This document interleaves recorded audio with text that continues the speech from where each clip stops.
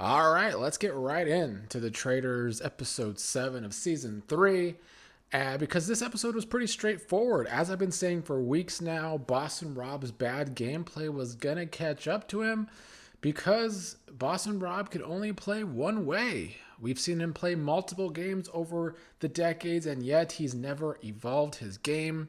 I said last week he would want to kill off Derek, even though it'd be fatal, because at this point, he can't continue to just kill off everyone coming after him because it's only going to grow his own target. I mean, I shouldn't have taken Nostradamus to see that happening. When you're even losing Tom, who just last week was one of the blindest faithful, just throwing things, throwing theories everywhere, not knowing what's going on whatsoever. When this week even Tom is on to you, Rob, because you killed Derek, because you can't have any stealth whatsoever to your game, yeah, it was time for Boston Rob to go. I think killing Derek was a fatal mistake and just plain dumb.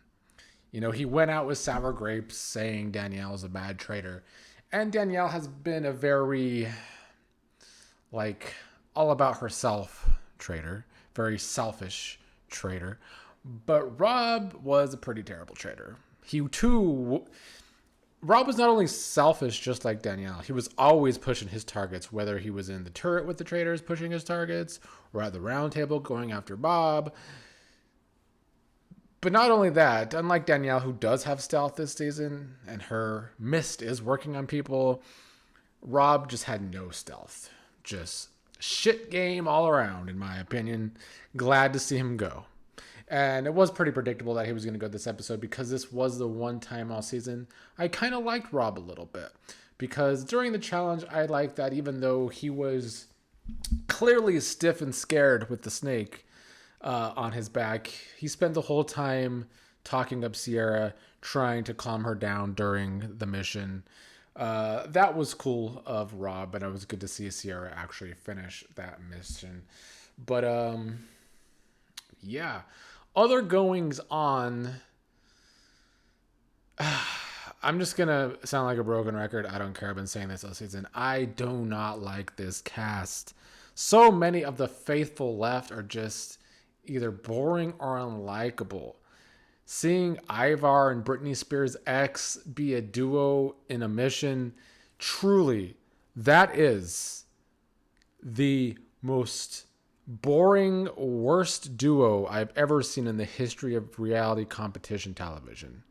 Ivar and Britney Spears' ex, a poster board for bad casting.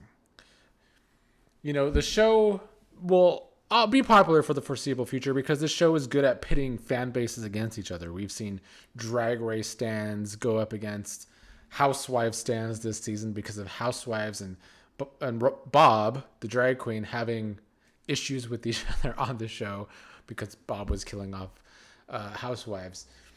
So because of that, the show's going to stay popular. But casting people like Britney Spears' ex, Zac Efrons' brother, Ivar, that can't be good. Nobody can be enjoying them. They're not good TV.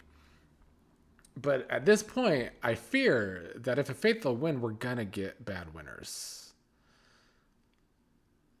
Ivar, Britney Spears' ex, they have not brought anything to the table.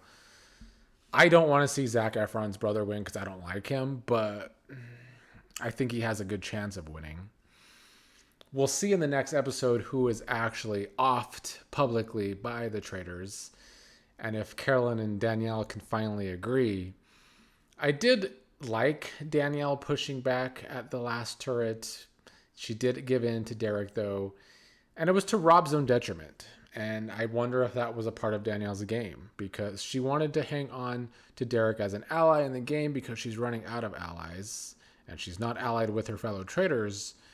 But at the same time, them voting out Derek that night was the quickest way to get Boston Rob out of this game.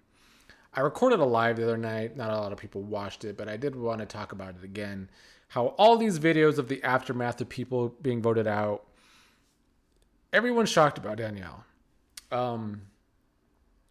From Wes and the other Bob last week, Bob Harper, who was voted out, they were both shocked that Danielle was a traitor. Wes giving Danielle props. And I think props coming from Wes is a good thing. So, edit-wise, her acting has not been seen as too good to some of us because it's been over the top and too much. But it has been working on the cast. And I think a part of that is because clearly the faithful this season are just not very good. I think Tom proved that in this episode because, like I said at the beginning of this, just last week, Tom was the worst faithful. And now Dolores and Chriselle have quickly came for that spot by trusting Rob so much and voting for Tom. I haven't said this in a few weeks, but man, I do not like Dolores. If Q ever chooses for us to watch The Real Housewives of New Jersey, I don't know if she could ever make me like her after watching her on The Traitors. Just boring, dumb, tried to make others be boring at one point this season at a round table. Like, bringing nothing to the table. Just another faithful I don't want to see win. Going forward, Carolyn and Danielle being traitors together, they now have to carry the season because Bob the Drag Queen carried the first few episodes and then the producers shoved Boston Rob down our throats. Danielle has gotten a big edit too. Carolyn a little less. But, I mean, look at these other people I'm mentioning. Dolores, Zac Efrons' brother, Brittany Spears' ex. Brittany Haynes hasn't been bringing that much to the table either. So I guess the rivalry between Danielle and Carolyn is supposed to carry the next few episodes of the season because there ain't a whole lot going for us with everyone else. They need to kill... I want Danielle or Carolyn to win this season, or both of them, although it's hard to see that happening. I would like to see one of them win this season because of the faithful that I don't like, clearly. But I'm afraid they're not going to make the right choice with this next kill. They need to kill Gabby or Zac Efron's brother. Like, one of those two need to be the ones offed. They are both savvy. I mean, Zac Efron's brother and his always throwing votes towards Gabby doesn't make a whole lot of sense to me at the round table. But his head was so far up Rob's ass that it was blinding him, I think, lately. But now without his head being up Rob's ass, maybe he will be a little better again like he was when he sussed out Bob the Drag Queen. So I think it would be very smart for them to kill either Zac Efron's brother or Gabby. However, I would not be shocked if they kill off Dolores or Chriselle, who just proved to be two of the dumbest faithful left. That's kind of been the decision making from the Traitors this season. They keep helping the faithful, despite the faithful being so terrible at this game. They keep helping them with their poor decision making. I can see Tom being killed off. The edit was making it seem like Tom was going to be the one killed off, and the edit has been pretty predictable lately. Tom had the best speech, the last speech. He had his shocked face at the end of the episode. I can see a reason for killing Tom. He was right about Rob this week, but I still think killing off Zac Efron's brother or Gabby is the best decision for the Traitors because out of most of the faithful left, they're the only two I can see doing some damage besides maybe Brittany. You know, Ivar and Brittany Spears' ex are going to be a duo, and maybe they can suss some things out, but do I want to watch them be boring together and do that? No, but they can't be killed off this round, so it can't be one of them. Also, if the edit continues to be as predictable as it has been lately, at some point Carolyn should get the best of Danielle and get her out. That's what they've been alluding to. They alluded for several episodes that Danielle was going to be able to take out Boston Rob, and that's what happened. So, without a swerve, that is likely to happen. I don't know what to make out of the edit between Danielle and Brittany. Will Brittany eventually turn on Danielle and get her out?